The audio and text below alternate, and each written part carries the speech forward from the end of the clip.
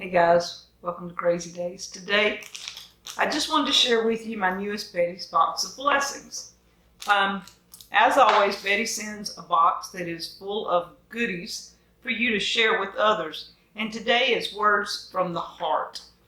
And everything in this box kind of speaks to the heart. I know one of the books did to me, and we'll get to that in a minute. And the Bible verse is Jeremiah 24:7. I will give them a heart to know me, that I am the Lord.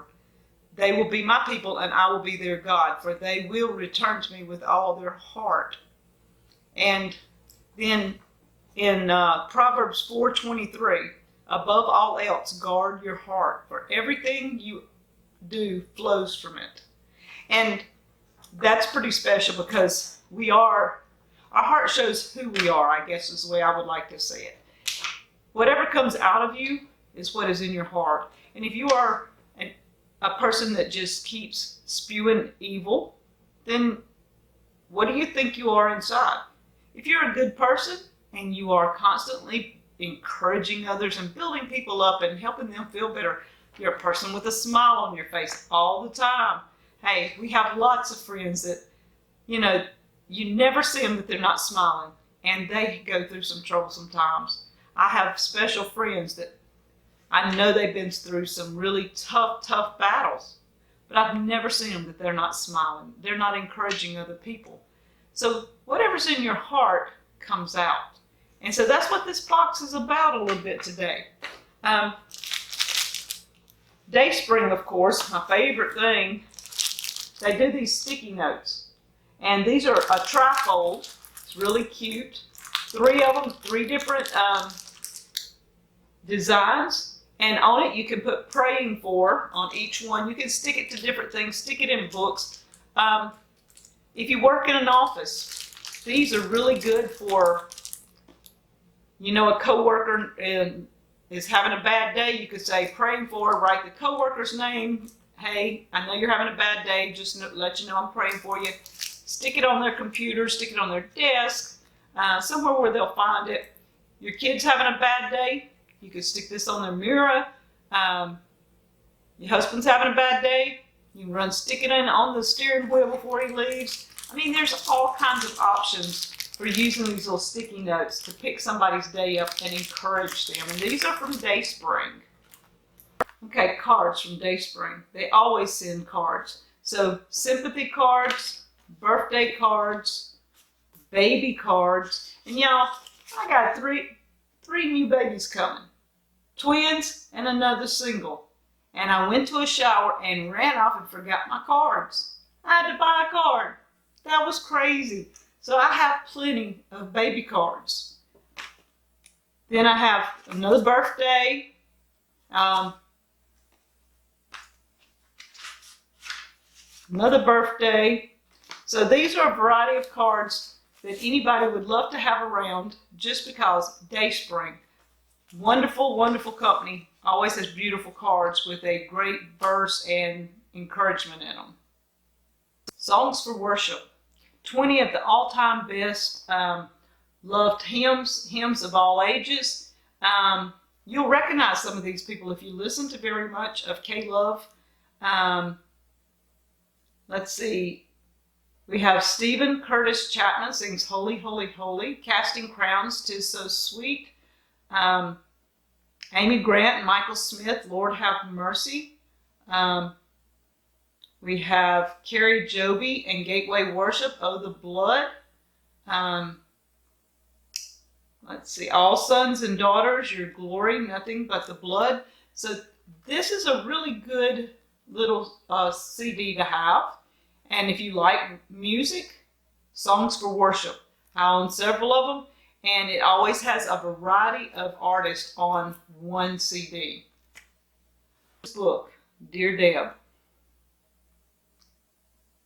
This is a combination of stories or letters that were written back and forth between 2 women. It started out as a woman that had cancer, just asked our church to pray for her and to offer her up some words of encouragement when they could. That's all she said she needed. And this lady, and she got to writing back and forth. And these are a combination of their letters back and forth to each other. as encouragements. It became an encouragement to the lady writing them as well as to the lady that had cancer.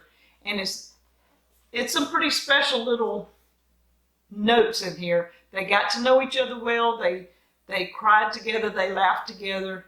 It was a wonderful way to help someone going through a horrible time in her life.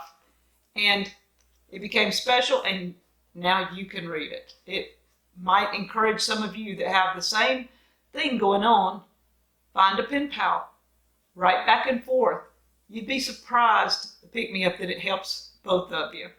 So, Dear Deb, by Margaret Terry. The Longing in Me, by Sheila Walsh. I had no clue who Sheila Walsh was. I just picked the book up and started reading.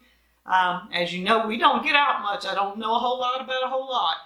But Sheila Walsh was one of the co-anchors, I guess, or the co-people on 700 Club. And I did not know that. The name sounded kind of familiar, but I was never a 700 Club fan, so I wasn't sure. I watched it a few times years ago, but I've not had satellite or anything in so many years. And so I picked this book up, going to read just a few pages and see what it was about, and I was hooked. I'm halfway through the book already. She has an amazing life, and some of the things that's going on in her life I wanted to read a little bit about. She's talking about control. She got caught up in something that was very controlling, and she finally had to work her way out of it.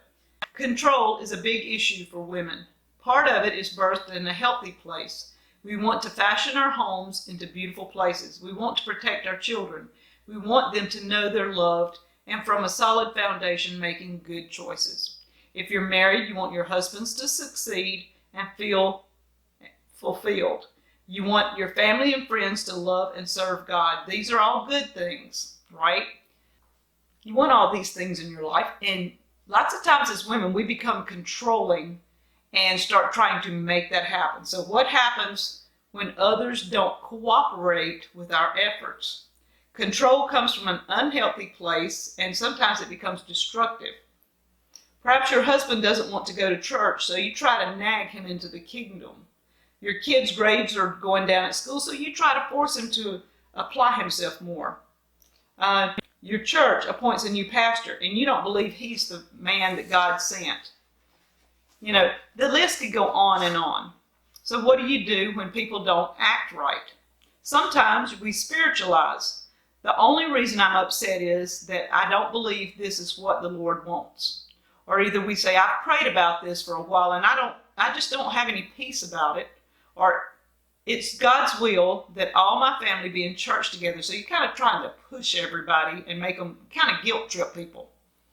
Or you punish. I think it's fine if that's what you want to do, but I won't be a part of it. If you're not interested in my Jesus, then I'm not interested in coming to your company dinner. So you kind of punish or you withdraw. I won't yell and scream. I just won't talk at all. You know, you hurt my feelings, and until you realize you hurt my feelings, I just don't want to be around you anymore. So is that the right way to handle things? These things just kind of hit home. And she talks about her life in this book. And I'm sitting here thinking, you know, how do we handle things? Do we handle it the right way? Do we try to push and shove people into being the people we think they should be? It's not right, guys. Good book. The Longing in Me. I've read half of it. I'm enjoying the read. And it's hitting some home with me. Might with you. So guys, Bette's Box of Blessings. You'll love it. I love it every month. And as always, I'm going to be sharing with some people. So thank you guys from Crazy Days.